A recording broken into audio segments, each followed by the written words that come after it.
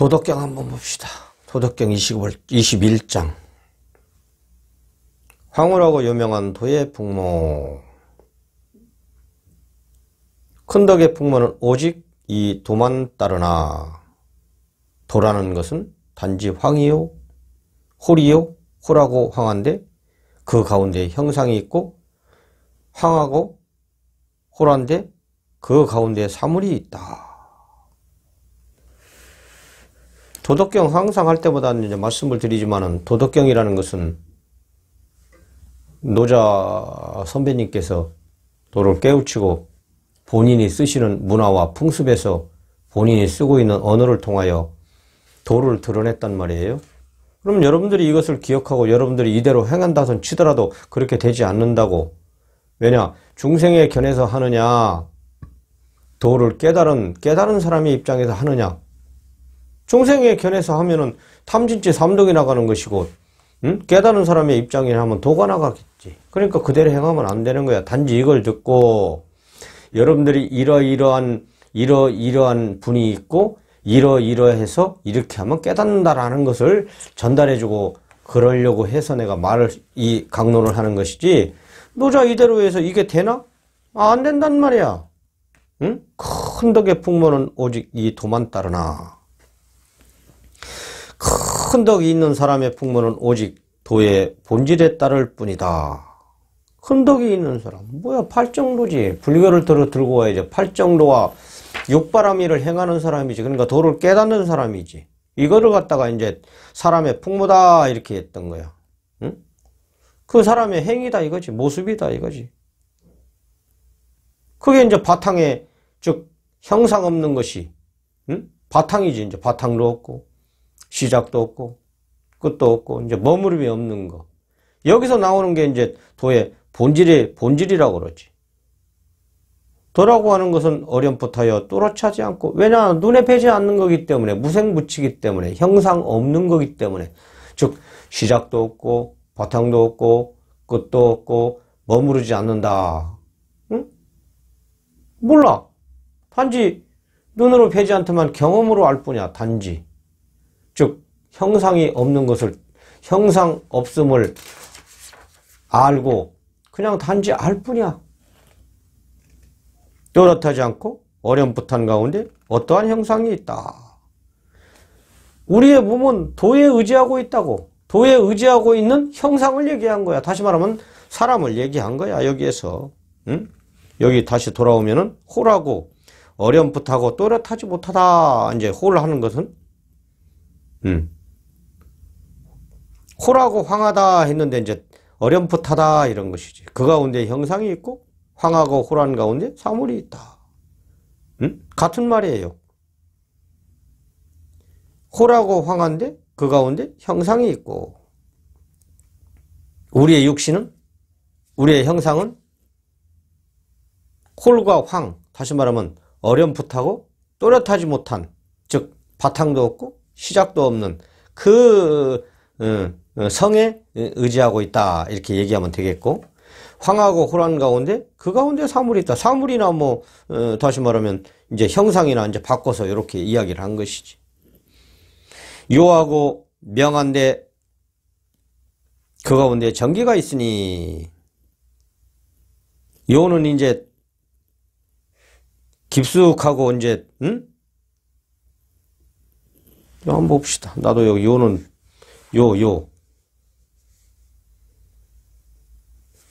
요는 읽어가면서 합시다. 이 뜻은 나 잘 모르겠네. 어렴풋하고 또렷하지 않은 가운데 무언가 실제가 있고, 뭐 요도 같은 말이네.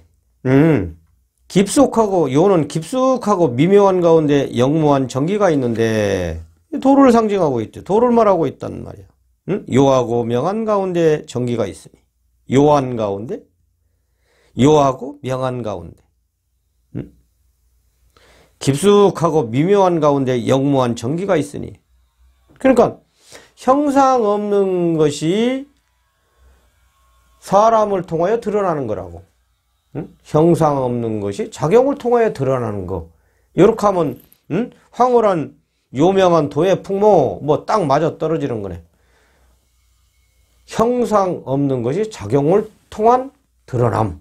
뭐 이렇게 얘기하면 되겠고. 그럼 뭐야? 형상 없는 것이 우리의 성이잖아? 응? 그러면 작용을 통하여 드러나는 것은, 즉 사람을 통하여 드러나잖아? 그럼 뭘로? 팔정도와 육바람일 중도로 나오게 되는 거지. 이제 중으로 나온다 이런 얘기를 한 거예요. 실제 그 정기는 더할 나위 없이 진실하여 그 가운데 거짓이 없는 확증, 즉 창조자로서의 뚜렷한 증거다. 창조자. 말은 참 잘 써놨네. 그것은 옛날부터 오늘에 이르기까지 변함없이 도라고 불리었다.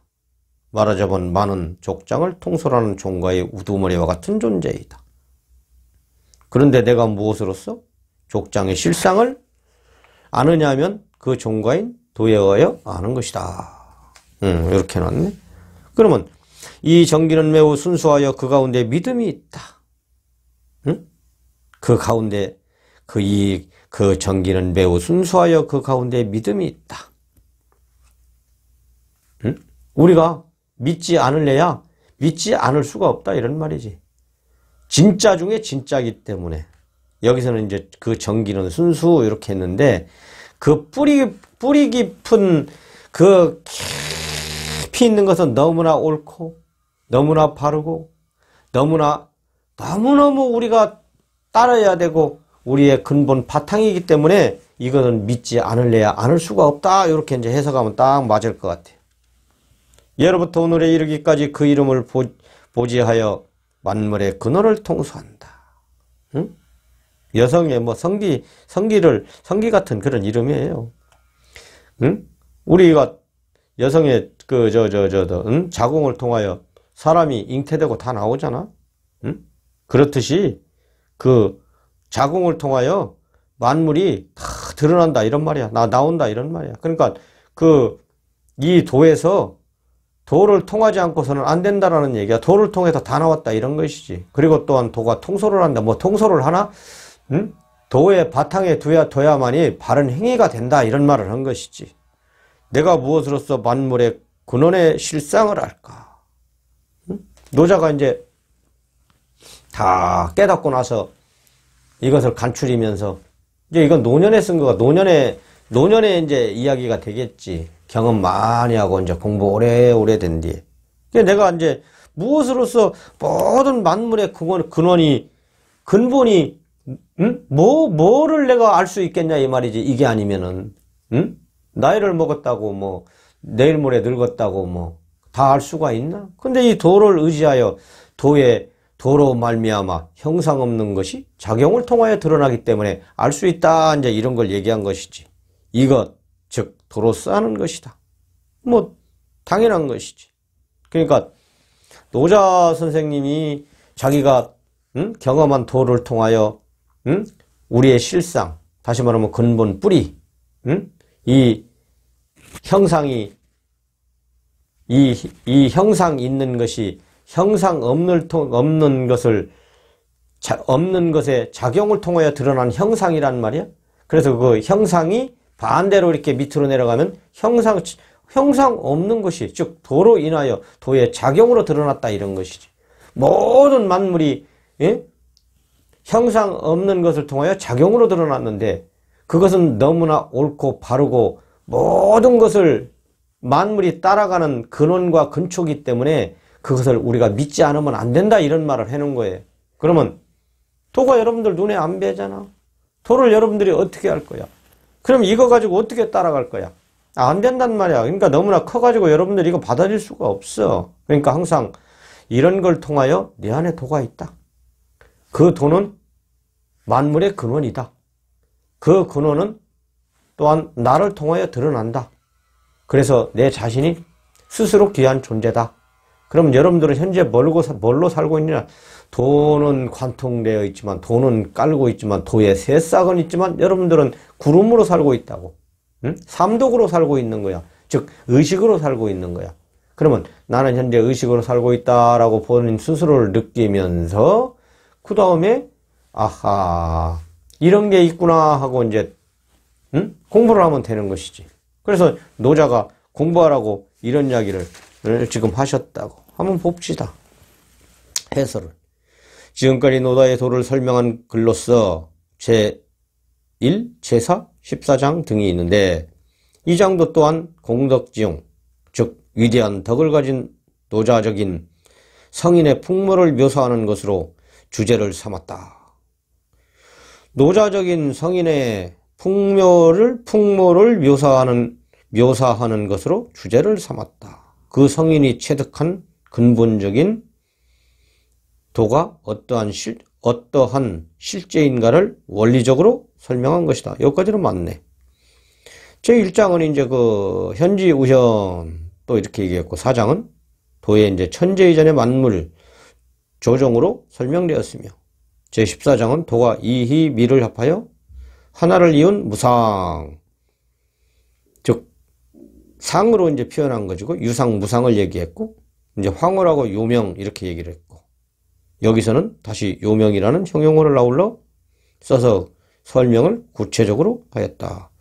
더욱이 남녀의 교합의 발생에 기반을 두었고 생각되는 정의 개념을 첨가하여 매우 특징 있는 도의 설명을 시도한 것이다. 뭐 특징 이렇게 얘기할 미사역으로 해가지고 뭐 이렇게 할 필요는 없고 쉽게 얘기해서 이런 거예요.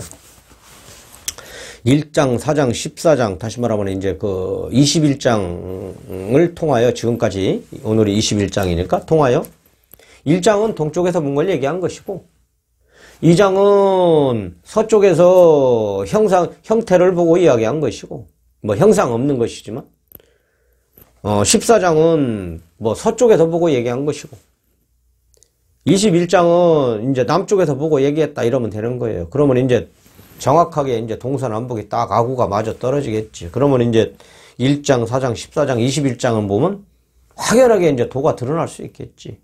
명확해진다 이거지. 그러니까 여기서 본 이야기, 저기서 본 이야기, 이곳에서 본 이야기, 위에서 본 이야기 했는데 즉 이것을 이제 굳이 설명을 하니까 그런 것이지 쭉 한 장이 있다라면은 한 장이 있다라면 1페이지가 있다라면 줄이 20줄이야. 그러면 1장에서는 첫 줄에서 5줄까지 이야기한 것이고 저 4장은 6번째 줄에서 10줄까지 이야기한 것이고 14장은 11번에서 15까지 이야기한 것이고 줄까지 이야기한 것이고 21장은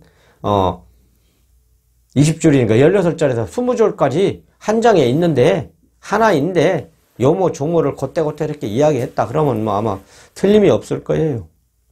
여러분들 안에 그대로 도가 이제 있는데 여러분들이 모르니까 이제 문제가 되는 것이지. 그래서 여러분들도 공부하여 노자와 같은 귀한 이런 분이 되어 여기 있잖아요. 덕이 노자적 성인의 풍모를 묘사하는 것으로 성인의 풍모 여러분들도 다 성인의 풍모를 갖고 있는 거야. 단지 공부가 안 됐다 뿐이지. 반드시 잘 체득하여 성인의 풍모를 가지시길 간절히 부탁드리면서 오늘 강론을 마칠까 합니다.